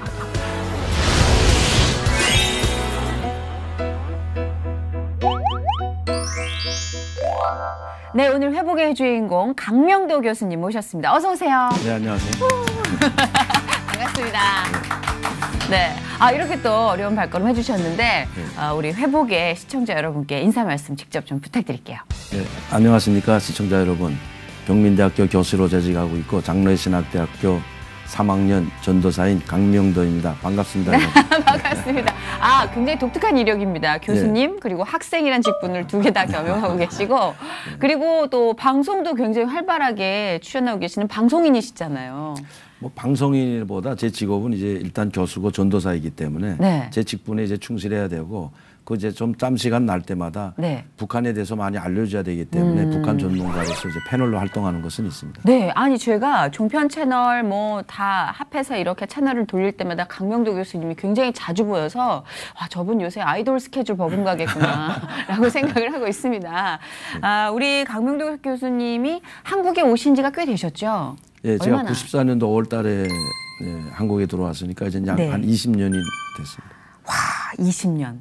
교수님의 이력이 굉장히 화려하십니다. 제가 좀 소개를 해드리자면 1970년도에 평양 외국어대학 불어학과를 졸업하셨어요. 그리고 북한 강성산 전 총리의 사위로 인민무력부 보위대학 보위전문연구실장. 이건 못 외우겠는데요. 그리고 김일성 주석궁전 부사장 등을 지내셨다고 합니다. 이 정도면 제가 딱 한 3-4줄만 소개해드리는데도 사회적인 지위의 그 어떤 에너지가 막 느껴지는데 어느 정도입니까? 이 정도면. 그러니까 70년대 제가 그 평양 외국어학원에 입학을 했고요. 네. 거기는 이제 인민학교를 졸업하고 중학교, 고등학교, 그 대학까지 다 연결되어 있습니다. 79년도에 졸업을 했고. 네. 그리고 나서 이제 그 통일전선 사업부라는 데 좀 근무하다가 제가 거기서 근무하다 이제 스카우트 돼가지고, 그러니까 당에서 다 파견하기 때문에 네네. 그 인민무력부 정치보위대학에 이제 근무를 하게 됐던 겁니다. 인민무력부 정치보위대학은 네. 우리로 말하면 이제 기무사 있지 않습니까? 기무사 장교들을 육성하는 것인데 북한에는 보안사령부라고 합니다. 네. 이 보안사령부 장교로 가려면 네. 저희 정치보위대학을 꼭 졸업해야 됩니다. 이것을 졸업하지 않으면 정치보위 장교가 될 수가 없거든요. 그러니까 보위사령부 장교로 갈 수가 없습니다. 그야말로 북한의 최고 엘리트 과정을 밟으신 거잖아요. 그리고 제가 거기서 연구실장이면 직분이 대좌 내지 소장이었습니다. 원래는. 와. 북한은 이제 내지별이 있기 때문에. 네네. 그러니까 제 연구실장은 그 직분이 대좌 내지 소장인 거죠. 그렇죠, 그렇죠. 여기서 거기에 있다가 제가 이제 제대를 하고 네네. 제대를 한다고 해서 뭐 우리처럼 은퇴하는 게 아니고 네. 뭐 조기 은퇴라고 할까요? 그런 거나 좀 비슷한 건데 뭐 은퇴하고 싶다고 하진 못합니다. 북한이라는 사회에서는. 다 이렇게 당에서 이렇게 배치하고 조직적으로 움직이기 때문에. 근데 저는 이제 우회 이야기해가지고 네. 나 군복 복겠다. 그래서 그 복구 이제 주석궁에 들어가게 됐던 거죠. 아니 우리가 왜 그야말로 날아가는 새도 떨어뜨리는 새도가라는 표현을 많이 쓰잖아요. 네. 그 당시 그러셨을 것 같아요. 뭐 날아가는 네. 새는 뭐 김정일이 김일성만 떨궜고 저희는 떨어진 새를 좀 주스러 다녔습니다. 아니 새를 줍는다는 표현은 진짜 겸손한 표현인 것이 제가 보니까 또 주석궁의 경제 담당이셨을 때 활약이 눈부셨더라고요. 이 엄청난 외화 벌이로던 외화를 엄청나게 버셨다고 그랬는데 이건 어떻게 된 건가요? 그때 사실 북한이 상당히 어려운 시점이었습니다. 93년도, 94년도 상당히 어려운 시점이었는데 91년도 뭐 다 아시다시피 소련이 해체되고 맞아요. 92년도 한중 수교가 이루어지고 또 89년도에는 동구권 사진화를 다 제도를 다 바꿨지 않습니까? 사회주의 제도에서 자본주의 제도로 다 이제 탈바꿈을 그런 시기였기 때문에 북한을 도와주고 있던 동구권 사진화이 몰락과 함께 북한의 경제도 다 쓰러진 거죠. 다 파탄된 겁니다. 그러니까 북한의 경제는 다 이 동구권 사회주의 구소련과 연관된 경제였기 그렇죠. 때문에 그 한 축이 허물어지니까 북한은 혼자서 살 수가 없잖아요. 우리 대한민국도 혼자서 살 수 없듯이 국제사회 일원으로 살아가고 있는데 북한은 국제사회 일원이 동구권 사회주의 사회의 일원이었습니다. 그러다 그 사회가 이제 무너지니까 북한도 경제가 상당히 힘들었고 그래서 이제 무역을 하지 않으면 안 된다. 특히 뭐 자본주의 국가와 무역을 좀 투려고 상당히 많이 노력을 했는데 그 방법도 모르고 뭐 그 제도상 차이 때문에 이게 잘 한 발짝 한 발짝 가기가 상당히 힘들었어요. 저희는 그래서 북한은 자본주의 나라를 대상할 때는 일본을 많이 대상했습니다. 조총련이 있기 때문에 북한에는 모든 합병공장 그때 합병공장들을 많이 들여오기 시작했는데 조총련 산하에 있는 기업가들이 북한에 이제 투자를 해 평양이라는 물론 평양만 전 평양에서만 살았기 때문에 뭐 지방도 많이 다녔지만 이 평양하고 서울 대비하면 비교가 안 되죠. 평양은 규모도 갖출 뿐만 아니라 이거는 국가가 그냥 아파트를 맘대로 허물고 막 다 국가 소유이기 때문에 아파트든 땅이든 국가의 소유이기 때문에 덜어내라면 거기에 집이 있던 단층집이든 개인집이든 다 헐어버리고 쭉 덜어내고 그러다 보니까 규모 있게 잘 정리정돈이 잘 됐습니다. 평양. 대외적으로 또 보여줘야 되니까. 그냥 북한에 평양에 갔다 온 사람들은 다 환장하는 거예요. 야 이렇게 깨끗하냐. 이렇게 굶어 죽는 나라가 어떻게 수도를 이렇게 깨끗하게 꾸려내. 다 환장하는 겁니다. 사실은. 그게 완전히 다 처음에 다 이제 안 하거든요. 근데 이 서울이라는 경우는 지금 20년 전 서울 지금하고는 뭐 게임도 안 되지 사실 그때는 또. 그랬구나. 지금은 많이 빌딩도 더 많이 서고 또 깨끗해지고 한강도 깨끗해지겠지만 제가 봤을 때는 뭐 별로 내가 생각했던 거나 같구나 이렇게 생각밖에 안 했거든요. 이것도 물론, 저희하고 생각이 다른 거예요. 물론 진짜. 승용차는 많이 다니 그때도 승용차는 많이 올림픽 도로가 그때도 맸어요 사실. 많고 막 꽉꽉 메고 하지만 저는 그 승용차가 한국에서 생산되는 걸 모르잖아요 다. 현대하면 뭐 한국말로 현대라고 쓰는 것도 아니고 그냥 있지 뭐 해놓으면 다 외국에 찬 줄 알았지. 그랬구나. 그러니까 이 한국의 경제 상황을 잘 모르고 하다 보니까 이게 서울이다 하고 내가 항상 그 암흑의 소굴이라고만 배웠던 모략의 소굴이라고 했던 이 서울이 바로 서울이로구나. 밤에 뭐 한잠도 못 잤죠. 어떻게 이거 여기서 이거 과연 내가 살아갈까? 한 달 동안 지켜보다 빨리 가야 되겠다. 이 생각밖에 안 했던 거죠. 근데 어쩌다가 한 달 후에 이렇게 이제 정착하게 되셨는지. 이미 비행기에서부터 내릴 때부터 이젠 내 마음대로 안 되겠구나 하는 걸 알았습니다. 그때 벌써 저를 데려와서 유수하던 사람들은 싹 없어지고 험상궂게 생긴 사람들 한 15명 나와가지고 모셔라! 뭐 하면서 이게 무슨 그 땅 뭐라 할까 이거 차도 아주 좀 지금 말하면 조직폭력배 비슷하게 움직이더라고요 그 사람들이. 그때 좀 경직돼 있었죠. 완전히 경직되고 야 이분 모셔 뭐 이러면서 아주 막 저도 모르게 막 끌려가듯이 부드러웠던 사람들이 어디 가고 다 없어지고 새로운 사람들이 나와가지고 인계인수를 딱 하고 그 사람들은 한 번도 보지 못했어요. 그 이후에는. 세상에. 그러니까 인상 좋은 분들로만 이렇게 또 꾸몄었나 보다. 파트가 다르니까. 제가 여기 내려서 대공수사 파트가 저를 접수했고 저를 인계받은 대공수사 파트면 다 이게 강력계처럼 다 우직한 사람들 많아요. 거기도. 그렇구나. 유단자들도 많고. 억지로는 또 안 되는 거잖아요. 또 성격이 강단이 있으신 분이신데. 그때만 해도 뭐 지금은 하나님 만나고 나서 성격이 다 죽은 겁니다. 그때는 성격이 뭐 성격 정도가 아니었어요. 그러니까. 안기부하고도 그래서 마찰이 많이 생긴 거. 그래서 정말 의지로 그냥 난 여기서 못 살겠다 하시면 나갈 수 있는 상황인데. 안 보내. 그때 이거 내 마음대로 가긴 콧집이 굴렀구나. 그때 벌써 알았다는데.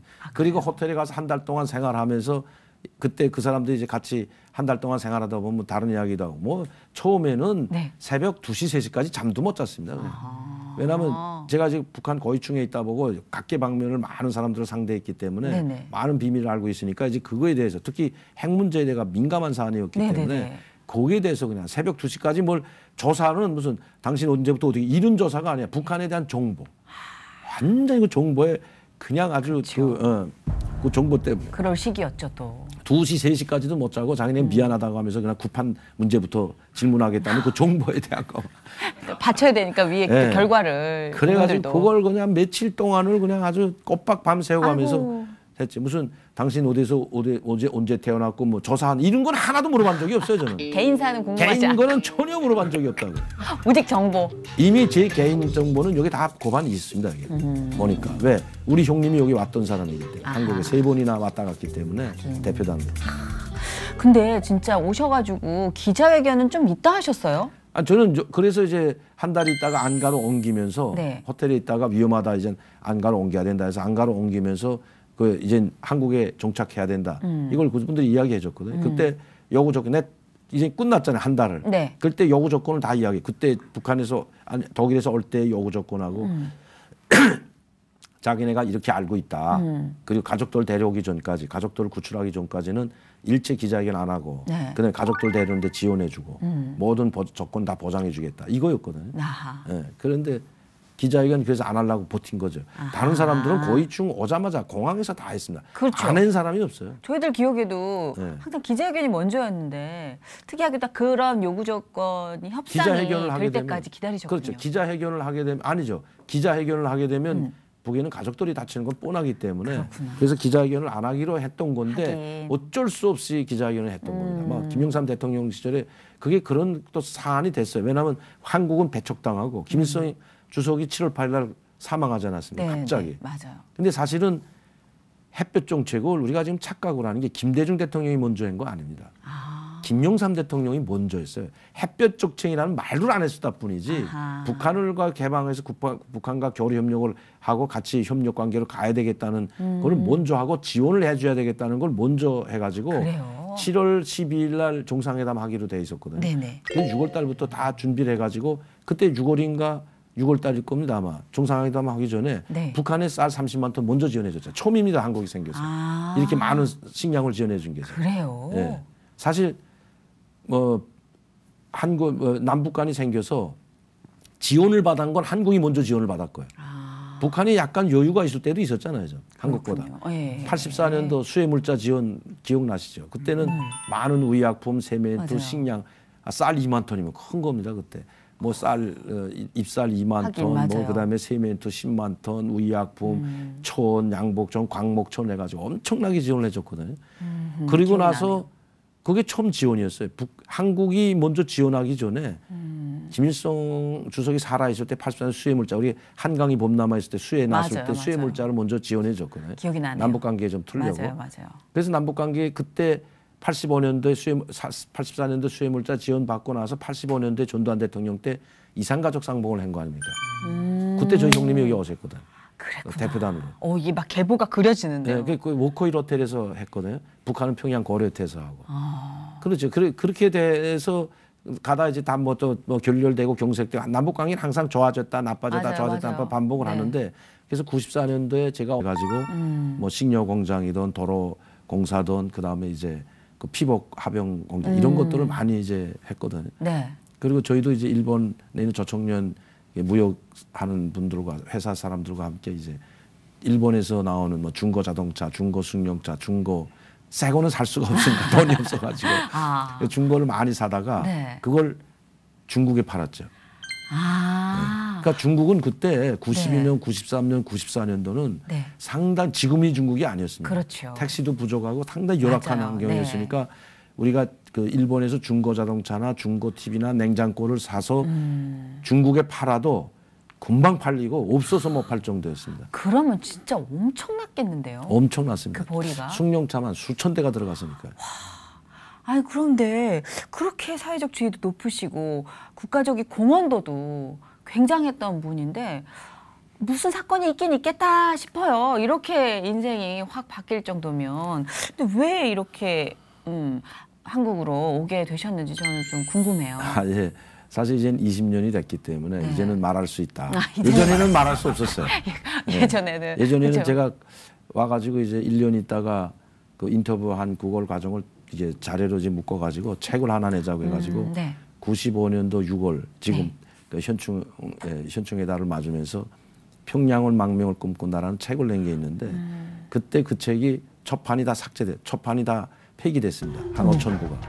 왜요? 국가기밀 때문에? 아니 국가기밀보다 제가 네. 오게 된 경위에 대해서 좀 약간만 구체적인 것도 아니고 네. 약간하고 핵 문제에 대해서 약간 조금 더 이제 써놨댔는데 네. 그것 때문에 이제 문제가 돼가지고 책 나가지 못한다. 사안들이니까. 네. 그래서 그때는 이제 안기부였지 않습니까? 네. 안기부에서 통과 못한다 이거 책. 그래가지고 저하고 이제 쇼비하고 또 중앙일보하고도 쇼비하다가 네. 끝내 안 돼가지고 다 폐기하고 새로 했는 거죠. 아 진짜요? 네, 그 원본이 다시 재판되긴 했습니까? 그냥 원본 그렇게... 재판 못했습니다. 지금 다시 책을 쓰고 있는데 이제는 말할 수. 이제는 20년이 지났기 이제는 때문에. 말해야 됩니다. 네, 근데 궁금해서 미칠 것 같아요. 아니 사실 제가 주석궁에 있을 때 그 대표단 단장으로 저희 무역 일꾼 대표단, 무역 대표단으로 네. 뭐 소규모지만 북한은 대표단으로 파견하지 개인이 뭐 공무원이 나와서 그냥 뭐 출장하는 건 없거든요. 한 명 보내지도 않거든요. 그렇죠. 상당히 그때는 민감한 시기였습니다. 뭐가 민감했냐면 이제는 다 잊혀지고 있지만은 1차 핵위기가 94년도 5월 달에 일어났거든요. 1차 핵 문제가. 그리고 나서 94년도 그때가 상당히 상당히 민감한 시기이기 때문에 예. 고위층 나가 있던 고위층들 대사까지도 다 소환해서 북한에 들어와 있을 때고 뭐 전쟁 북한에서 그때 처음으로 준전시 상태라는 걸 선포했을 때이기 때문에 예, 93년도 이제 한 6월 7월 달에 준전시 상태 선포하고 이러다 보니까 NPT에서 탈퇴하고 국제연자력기구 IAEA에서 탈퇴하고 이러다 보니까 상당히 민감할 때입니다. 그러니까 해외 나가 있는 고위층들 대사까지 다 불러들이고 일제 외국의 간부들 내보내지 말라는 그 지시가 떨어졌는데 그야말로 살얼음판이죠. 네, 근데 저는 이제 이걸 모든 제가 저 같은 경우가 해외 출장을 가려면 김정일이 사인이 있어야 되는데 김정일 사인 안 받고 네. 그냥 그 저희 우주당 경립의 부장이 있습니다. 당주안의 부장처럼 부장보다 좀 더 높은데 네. 그러니까 청와대 총책임자라고 봅니다. 그러니까 주석궁 총책임자. 그 로명 신상균이라는 부장이 있는데 그 부장한테 이야기하고 총리 사인만 받고 조용히 나왔다 들어가겠다. 그렇게 하고 이제 출장을 나왔는데 네. 제가 출장기를 좀 오기다 나니까 네. 그때 제가 실수한 게 같이 나왔던 세포비서하고 그 사람들 다 들여보냈어요. 너희가 들어가 가지고 네. 내 사업을 보고를 하고 그다음에 그때까지만 해도 국제전화를 하려면 대사관에 가서 국제전화를 해야 되고 뭐 국제전화를 못 했거든요. 북한하고는 저희 우수당 경리부에는 국제전화기가 한 대 있습니다. 근데 이 전화를 할 수 있는 것은 대사관밖에 없어요. 저 용사관에 대사관에 가서 해야 되는데 그러다 보니까 연계가 잘 안 되고 제가 제 일정을 보고하지 못하고 하다 보니까 제가 들어왔던 세포비서를 보냈죠. 내가 가서 잘 이야기하고 내가 한 보름 정도 늦어진다고 하라. 네. 그리고 보내고 나서 보름 정도 더 있기로 했는데 네네. 일본에서 대표단이 들어오게 했던 그분이 이제 나이가 한 70이었는데 제가 북한에서 다 만나고 그렇게 하고 같이 중국 심양에서 만나기로 하고 나왔는데 그분이 네. 그때 그 94년도 1월 달이었습니다. 그러니까 상당히 추울 때였거든요. 근데 감기 걸렸는데 네. 일본은 좀 따뜻한지 모르지만 이 중국 엄청 춥거든요. 그렇죠. 심양이. 예. 영하 한 25도 30도 나가는데. 어이구야. 그러니까 아파서 조금만 기다려달라. 좀 이따 오겠다. 그래서 보름 동안만 연장해가지고 했는데 네. 좀 더 기다려달라고 하니까 이거 나도 이거 어떡할까 혼자서. 그러나 지금 이렇게 하고 그냥 들어갈 수는 없고. 그래서 좀 더 내가 모험을 하고라도 좀 더 기다렸다가 가야 되겠다 하고 좀 더 기다리기 시작한 게 보름 더 이게 넘어선 거죠. 보름. 그러니까 보름은 이게 연장이 됐는데 네네. 보름 또 이제 하다 보니까 그냥 행방불명된 것처럼 되고. 근데 그러니까 이제 북한에서 저희 우수당 경리부 주석궁에서도 난리가 났고 네네. 총리 저희 장인어른한테도 난리가 난 거죠. 그래서 이게 김정일한테 보고된 겁니다. 그때. 사실 이런 일 때문에 강명도를 출장을 보냈는데 이제 한 달 됐는데 한 보름 동안 지금 행방불명이 됐다. 어머나. 그러니까 이제 국가보위가 한 15명이 저를 찾으러 나왔던 겁니다. 김정일이 지시해가지고 빨리 가 찾아와라. 지금 뭐 미국하고 지금 관계가 지금 전쟁을 한다 만다 하는데 그쵸. 이런 그 고위층에 있는 사람이 나갔다가 잘못되기라도 한데 납치라도 되기라도 한다면 큰일 난다니까. 꼭 반드시 찾아 데려라. 그래서 그 사람들이 저를 데리러 왔는데 네. 데리러 와가지고 저를 찾는 게 아니고 네. 심장용사관에 그냥 죽치고 앉아서 관광만 하고 술만 먹고 다니고 그냥 계속 이러다가 이 사람들이 한 달 있다 들어갔어요. 저는 뭐 찾지도 않고. 어머머머. 들어가서 아무리 찾아도 못 찾는다 이랬지. 김정일한테 이렇게 보고 되니까 난리도 아니었죠. 그때. 그 허술한 그러니까 의사 전달 체계가 고스란히 드러나는 저를 찾으러 150명이 나왔습니다. 150명. 그때 그 150명이 찾지도 않고 계속 그렇게 관광하다. 15명이 나왔던 들어가고 150명이 나올 때 김정일이가 만약의 경우 뭐 한국이라 제3국으로 망명할 것 싶으면 네. 죽여도 좋다는 그 임무를 줬다는. 더 살벌해진 거네요. 그래서 제가 북경에 있다 나오는데 용사관이다 제가 전화 오니까 네. 오지 말라고. 여기 지금 150명 너 잡으러 나왔으니까 내가 이제 이 사람들한테 잡혀 들어가면 잡혀 들어가는 걸로 되니까 그렇죠. 이건 안 된다. 그러니까 이 사람들 들어간 다음에 들어가라. 이렇게 됐는데 뭐 할 수 없잖아요. 그다음에 또 150명이 또 나오고 그러다 보니까 뭐 죽여도 좋다는 이런 지시까지 떨어져 있다는 말을 내가 우리 친구한테 들었거든요. 네. 국가보위부에서 나온 사람들 중에서. 그래서 거기서 결심한 거죠. 그냥 오래 생각하면 못합니다. 제가 한국으로 온다는 것보다 이제 떠나야 되겠다. 이걸 바치고는 뭐 동권 사회주의 몰락 저희가 지켜봤고 루마니아 대통령 몰락하면서 니콜라 차세스크 운명을 저희가 다 지켜봤기 때문에 일반 사람들은 몰랐지만 저희는 다 보여줬거든요. 강연 때 간부들한테는 우리가 사상적으로 더 철저히 통제를 하지 못하면 루마니아 사태처럼 된다고 했거든요. 그래서 더 철저히 통제하고 또 봉쇄하고 했는데 네네.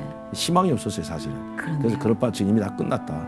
그리고 그럴 바치고 난 미국으로 가겠다. 그래서 미국으로 갈 결심을 하고 제가 북한을 떠나기로 결심했던 거예요. 그러니까 이게 한 가지 이유가 아니라 여러 가지가 누적된 것들이 나중에 이제 폭발이 된 거네요. 근데 그것도 정말 그런 운명으로 이끌어지는 것도 하나님 뜻이 아닌가. 지금 생각해 보면 오래 생각했으면 뭐 가족들이 있고 엄마 맞아요. 형제들 생각했으면 못 옵니다 그냥. 네. 그냥 욕 먹더라도 내가 들어가서 그냥 비판받고 또 혁명화 가려면 또 한번 혁명화 갔다 오자 이런 생각을 가질 건데 제가 좀 원래 성격이 좀 와일드해가지고 그냥 한번 아니다 하면 그냥 확 돌아서 버리니 이게 생각 없어요 생각. 그러니까, 많이 생각하면 못 희한하게 하는데 하나님 성격을 읽으시는 것 같아요. 그래가지고 떠나기로 왔는데 이게 어떻게 보면 제가 봐서는 이 내 결심이 아니었던 것 같습니다. 누군가가 그쵸? 저를 이렇게 이끌어줬다고 봤는데 그게 지금 생각해 보면 그때는 하나님을 몰랐으니까. 그렇죠. 하나님이 아니었을까. 또 저희 할아버지가 목사였기 때문에 해방 전에. 그러세요? 네, 그래서 저희 집안이 다 장로 목사입니다. 그게. 북한에서부터 그렇게. 네, 해방 전에. 해방 전에. 진짜 그러면은... 목사였어요. 근데 그 이후에는 다 가짜 목사가 됐지만. 아니 이 기독교가 다 없어졌잖아요. 김일성 체제에서부터는 뭐 불가능한 거였지만. 그렇죠. 북한의 하나님은 김일성이니까. 그렇죠. 네, 그러니까. 진짜 하나님은 믿을 수가 없는 거예요. 근데 이 뿌리가 있으셨네요. 네, 신앙의 뿌리가 있으셨어요. 진짜로 다사다난한 일을 겪으셨지만 그래도 뭐 아까 하면서 결단을 내릴 수밖에 없는 상황이라고 말씀하셔서 저도 납득은 했지만 막상 한국에 오셨을 때 또 본인이 누리던 삶과의 갭이 있잖아요. 그런 것 때문에 좀 저는 한국에 오려고 하는 미국에 가려고 이제 독일에 갔다가 일단은 거기서 한국을 알게 됐습니다. 사실. 거기서 한국을 알게 되셨구나. 거기서 한국을 알게 된 게 한국 사람들은 한 번도 접촉해 본 적이 없었는데 중국에 나왔을 때 어느 한 기업가가 1월 1일 중국은 이제 구정을 잘 세잖아요. 구정을 크게 하는데 음력 설 때 이제 연회를 차려줬는데 그 연회장에 제 테이블에 조선 연변 자치주 간부들 많이 앉고 한 분 한 분 소개하는데 한국 기업가라고 소개해서 내가 내쫓았잖아요. 그렇게 당성이 높았다고 여기서 그 당성이 높다는 게 그 표현 맞는 것 같아요. 남조선하고나 밥 안 먹겠다 이거 해가지고 내가 나간다기니까 제가 총리사이고 대표단 단장으로 왔으니까 날 못 내보내고 이분이 참 착해서 웃으면서 내가 이 자리 저쪽으로 가겠다고 하면서 자기가 그래서 가더라고요. 와.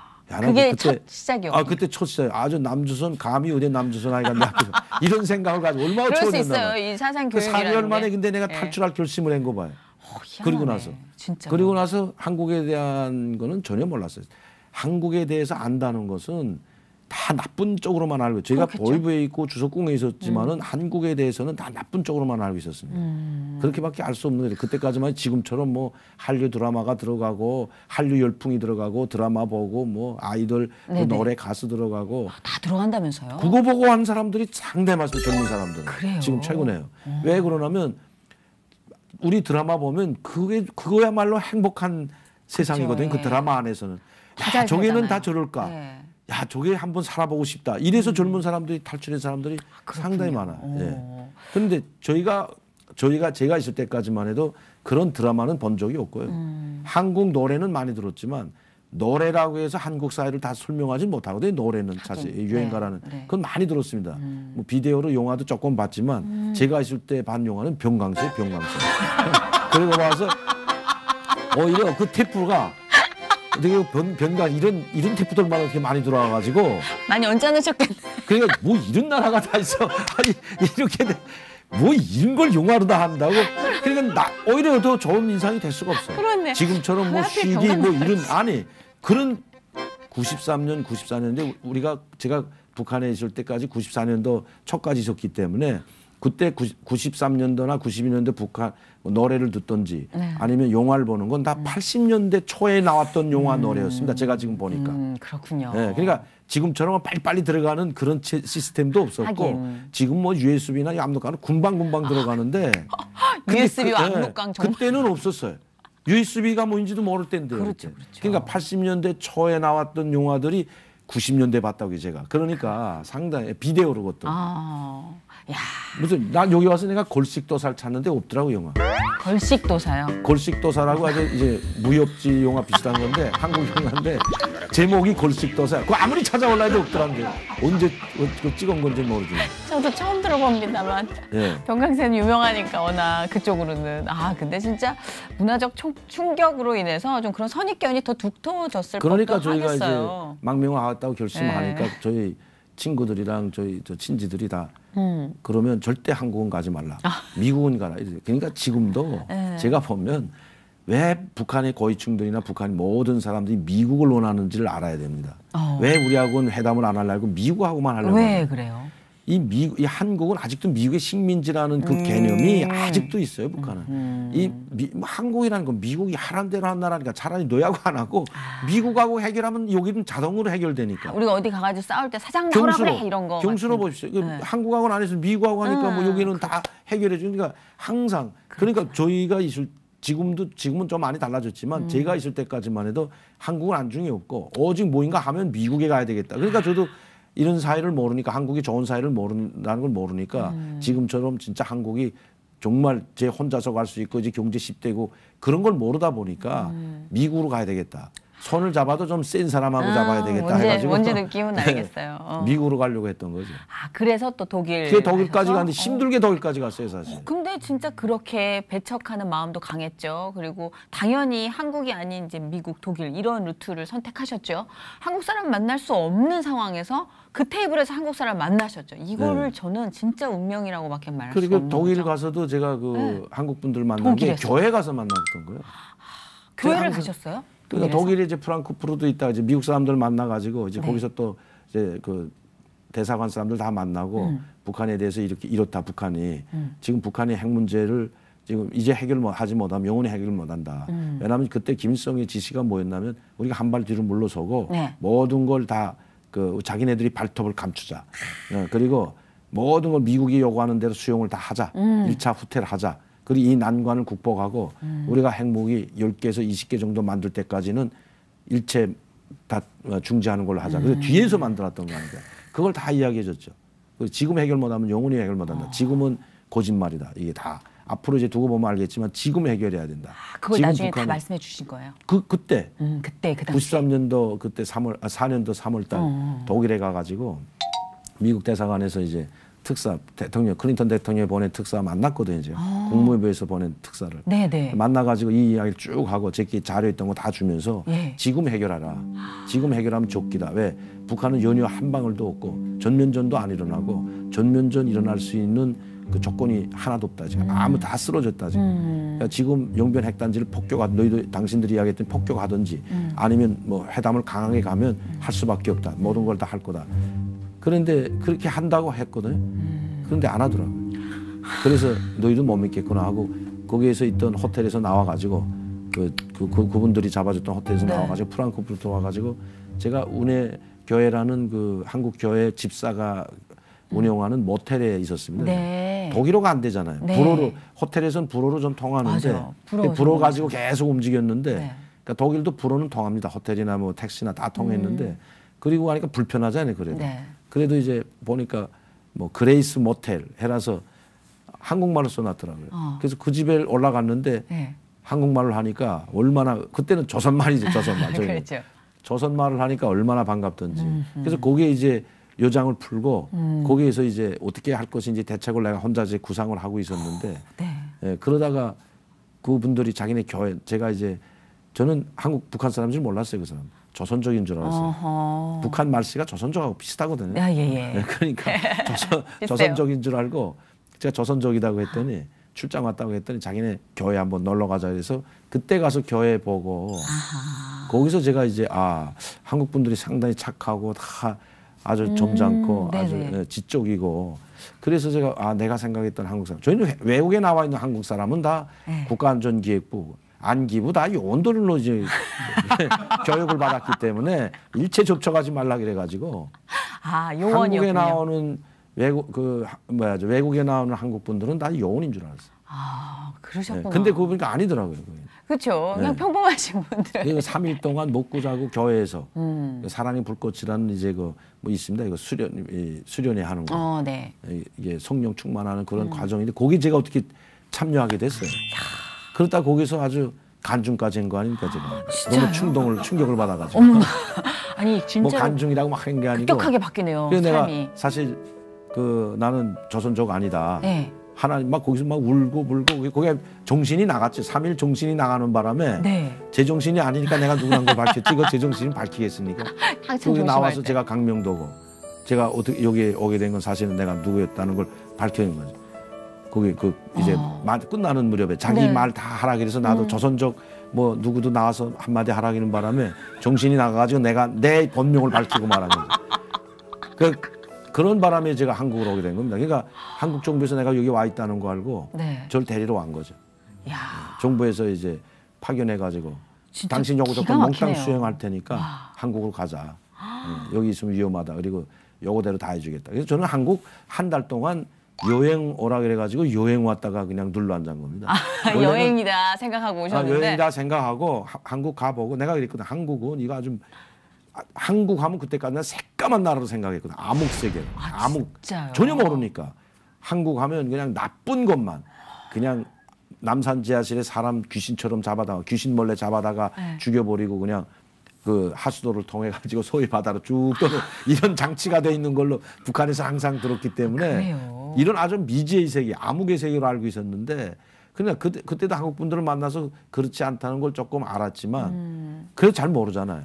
그러니까 이제 저를 데리러 온 사람들이 그렇게 믿지 못하겠으면 다 달랐다. 김영삼 대통령도 안기부에 끌려다니던 사람이고 김덕 안기부장도 다 안기부에 체포돼가지고 고문도 당하던 이런 사람들이 지금 안기부장 됐고 대통령 됐다. 당신이 생각한 것처럼 그렇게 안기부가 이렇게 그런 데가 아니다. 남산지하실 사람 중에서 그냥 떠내보내지 않는다는 이야기를 해도 걔는 믿질 못하니까 그렇죠. 그분들이 저한테 뭐라 하냐면 한 달 가보고 당신 지금 여기 좀 위험하니까 요건도 없지 않냐. 그러니까 이제는 뭐 무슨 신분이 없는 사람 아니에요. 제가 북한 떠났기 때문에. 그러면 위험하니까 한국 가보고 당신이 가갔다는 미국이든 독일이든 다 보내주겠다.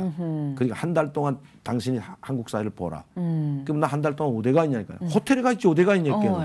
그렇게 하고 나서 거기에 아주 속았지. 그리고 그분의 집에 갔는데 이제 그 영사관에 있는 프랑크푸르트 영사관에 있는 그분 집에 갔는데 거기서 내가 깜짝 놀랐어요.